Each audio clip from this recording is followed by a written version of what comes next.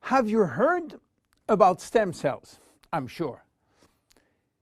Meanwhile, I wish to share with you my knowledge about stem cells, how magic they are, and how they are changing the medical world. To understand what are stem cells, let's go back to life. How life is starting. Life between humans is starting by the fusion between the female ovule and the male spermatozoid. It takes millions of spermatozoids to select the lucky one to win the right of joining the female ovule. And guess what? When they join, they form the first embryonic stem cell. With this cell, life started. This cell has a tremendous power. It will duplicate in two cells, one identical to the original, and one going to form the first embryonic tissue. A tissue is a group of identical cells. After several days and several cells division, the three major embryonic tissue are ready to work.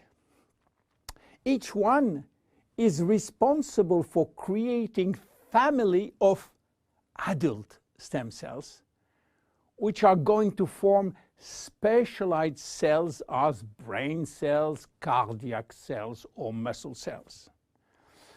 The big difference between embryonic and adult stem cells is that the embryonic has unlimited power of giving birth to any specialized cells, while the adult ones can induce only the one which are part of the tissue where they originated from. The use of embryonic stem cells is regulated by health authority for two reasons. The first one is that in order to get embryonic stem cells, we have to use embryos. And this is creating a debate and criticism.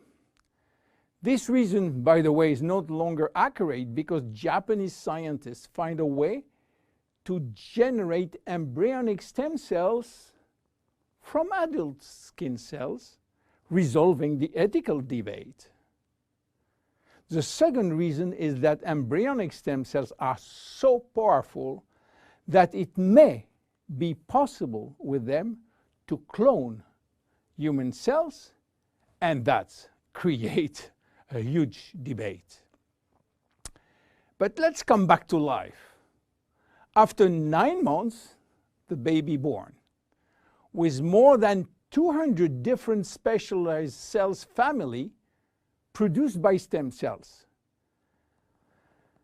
It is not finished, because nature is always anticipating what? Shortage. During life, shortage of specialized cells which die or do not replicate. We need a solution, and stem cells are the solution. Nature has provided storage in all parts of our body to store stem cells, especially in the bone marrow, in the skin, and guess what? In the abdominal fat. This is now that the story becomes really exciting. How or what if we can extract those stem cells and use them for treating diseases? Do you know that has been done many decades ago? It's called bone marrow transplant, which is in fact a stem cells transplant. This protocol is used for patients with severe leukemia, in which we start by eradicating cells from the bone marrow, leaving the patient with no defense, no immune cells, and this is why he is confined in a sterile environment. Once done, we are looking for the proper donor which has similar genes in order to avoid transplant rejection, and the donor stem cells are injected to replace the cancerous one. This protocol has two major issues. One is to find the proper donor, and the second one is to avoid tissue rejection using aggressive immunosuppressing agent. Today, the use of stem cells has almost revolutionized medicine, creating a new discipline called regenerative medicine. The goal is to find the proper stem cells which will be injected in specific area to become the specialized cells we want. Regenerative medicine is the future of medicine. Every function, every organ will be the target of stem cell therapy. It has already started with sport medicine, where athletes used their own stem cells to treat joint problems, especially cartilage dysfunction.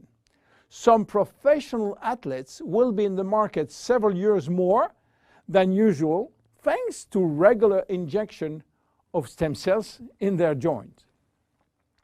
Cardiac transplant will be reduced thanks to the use of stem cells in the heart.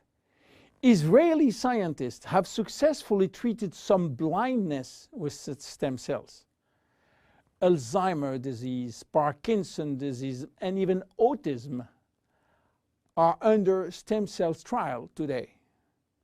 Diabetes type 2 and very soon diabetes type 1 will be successfully treated with stem cells. Knee and other joint prosthesis will not be anymore used. What about skin? Treating burns with stem cells transplant is a big success today. So where Jeunesse is standing with the stem cell revolution? We will see in our next episode how we are using the stem cells thanks to the work of Dr. Nathan Newman.